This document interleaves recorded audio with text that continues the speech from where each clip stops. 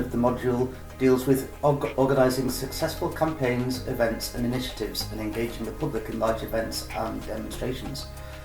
An effective way to engage citizens and the general public in the activities carried out by a project or a city or public authority is the organisation of large events or demonstrations.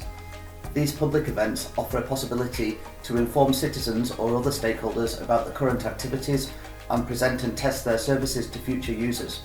Audiences can be maximised and costs can be saved if they are organised in conjunction with already planned events and take a clear advantage of the present audience and media. Events give citizens an opportunity to see and possibly use the latest developments and investments of the local authority and of public funding. They can ask questions and engage directly with those responsible for developing services and products, and therefore be encouraged or convinced as to the usefulness of these services and products. In the context of demonstrations or trials of new services or project prototypes in which the general public can participate, awareness is a key requisite for success. An example is the European project ELVI-10, which demonstrated light electric vehicles in 6 European cities. Awareness was raised by combining a media campaign with engaging local stakeholders. In this project, a well-known local personality became the ambassador for the ELVI-10 project and for light electric vehicles. An ambassador gives the service a human face. It should be a well-known local person, such as the mayor or a senior local politician, a local personality in the world of entertainment or sport or business, and this person will agree to be the local figurehead, appearing in publicity photos and at relevant events. A regional support group is a group of external actors who can support the service in principle.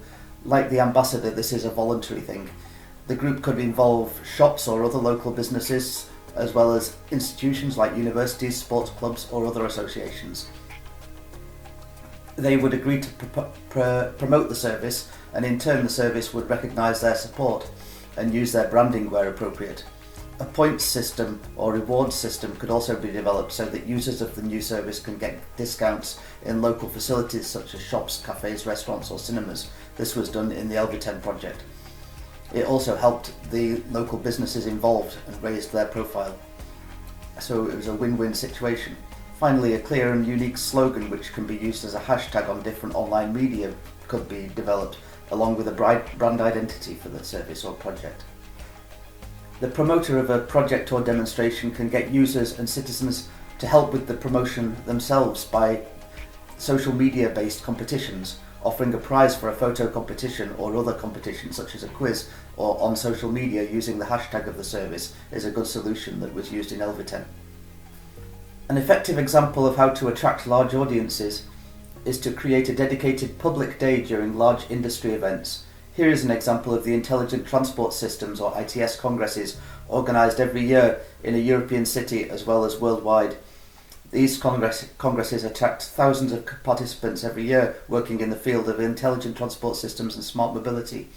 The organisers of these events, the public-private organisation ERTICO, when these events take place in Europe, for example, which represents several players in the transport and mobility industry, together with local governments, hold an open day where citizens are invited to participate free of charge and visit the exhibition and experience the demonstrations of the latest technologies.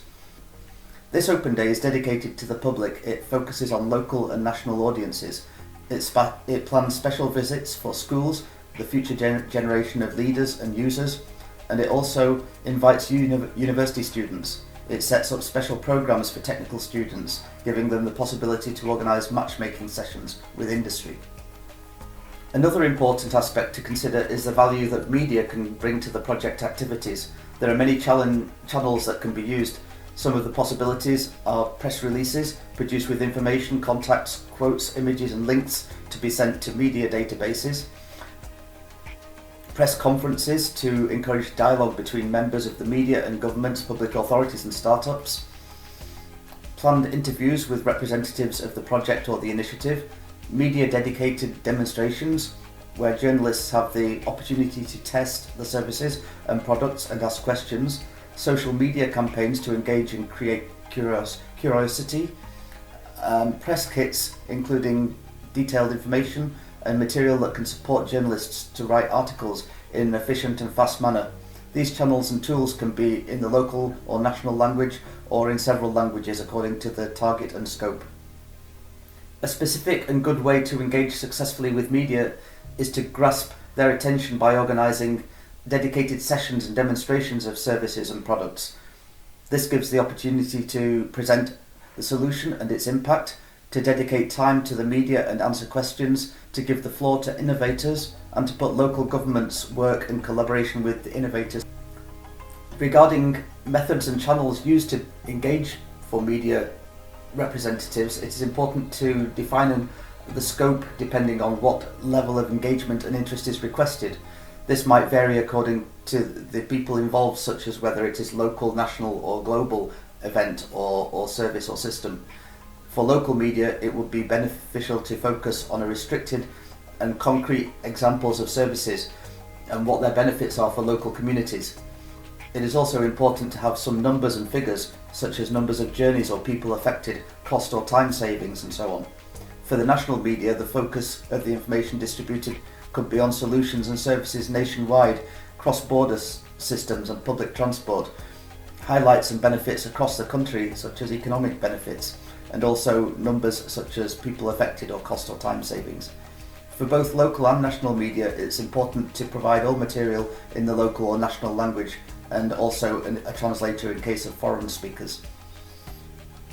For the global media, the scope changes slightly and focuses more on the bigger picture.